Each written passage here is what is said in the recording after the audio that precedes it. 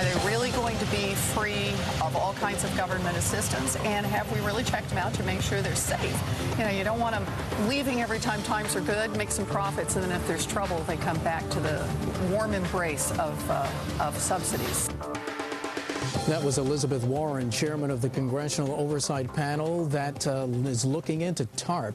Today, her panel released a report saying regulators should conduct more bank stress tests.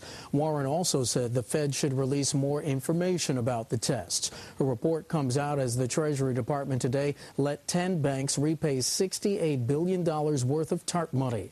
A leading critic of the entire bailout program is Congressman Jeb Hensarling, a Republican from Texas. He is a member of Warren's Oversight Panel. Congressman Hensarling joins me now from Capitol Hill. Congressman, welcome to Bloomberg News. Thanks for having me. Congressman, about this news today that these banks are being allowed to repay this TARP fund, is that something that you were expecting? Is it happening too fast, not soon enough? Well, I don't think it's happening too fast. There are a number of firms that want to repay the money, and I assure you the taxpayer would like to have their money back. The administration set up these stress tests.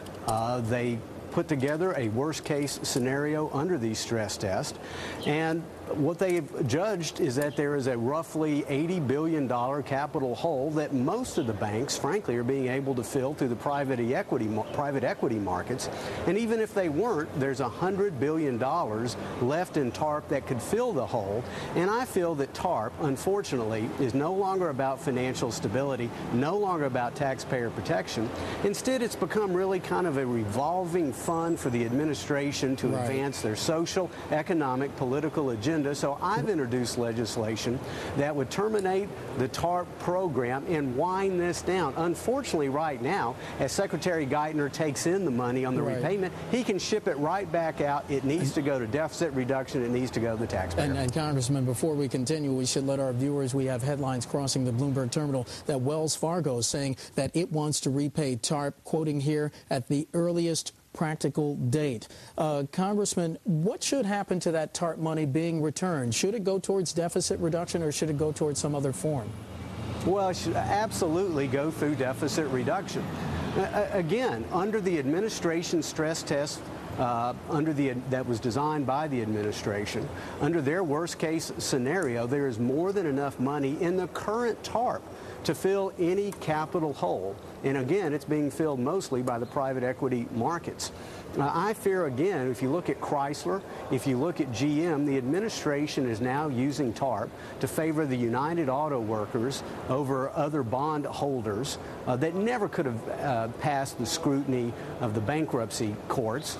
They're using it to incent Fiat to produce a car that has new CAFE standards. We can debate that separately. But that has nothing to do with economic stability, has nothing to do with taxpayer protection. Meanwhile, the administration is proposing to create more debt in the next 10 years than in the previous 220. We're borrowing 46 cents on the dollar. That's what's hurting this economy most today. And Congressman, the panel, of which you remember, the Congressional Oversight Panel, saying today that regulators should continue to conduct stress tests on banks as long as the financial institutions keep large amounts of liquid mortgage securities on their books. Should these tests continue, and for how long? Well, I signed the report. I don't necessarily agree with every semicolon and comma. When circumstances warrant, we're certainly not up against the worst-case scenarios for 2010. But let's remember, on the major financial institutions, you have regulators that are practically living at these institutions. I mean, the stress test is an ongoing affair. And so what the administration did with the original stress test is frankly do what they should have been doing all along. And I think if circumstances warrant, yes, there may need to be further stress tests that are available. But again, under the worst case scenario, you still have more money available in TARP. My fear is... But Congressman, I'm wondering, are there any parts of how the TARP has been spent that you like?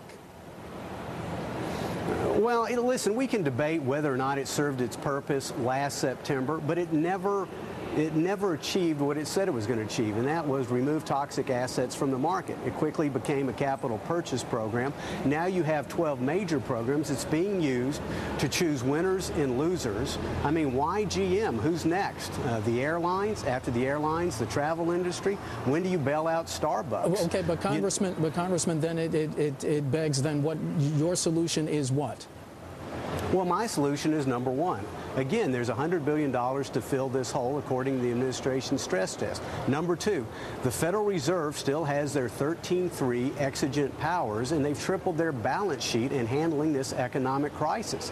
I can't find anything that you need TARP for that the Federal Reserve can't do under its 13.3 powers. Last but not least, the United States Congress ought to be the final arbiter on how these funds are spent. We are meeting the administration's test. If they have to come back next year, they can plead their case with the American people. But the American people are concerned about this explosion of debt that they're going to have to pay for. And listen, Chairman Bernanke said he's not going to monetize the debt. The Democrats won't give us any spending discipline. That's going to lead to a 60% tax increase in the next 10 years, and that's why we need to terminate TARP. And Congressman, we're going to have to leave it there. Congressman Jeb Hensarling, Republican from Texas. Congressman, thanks.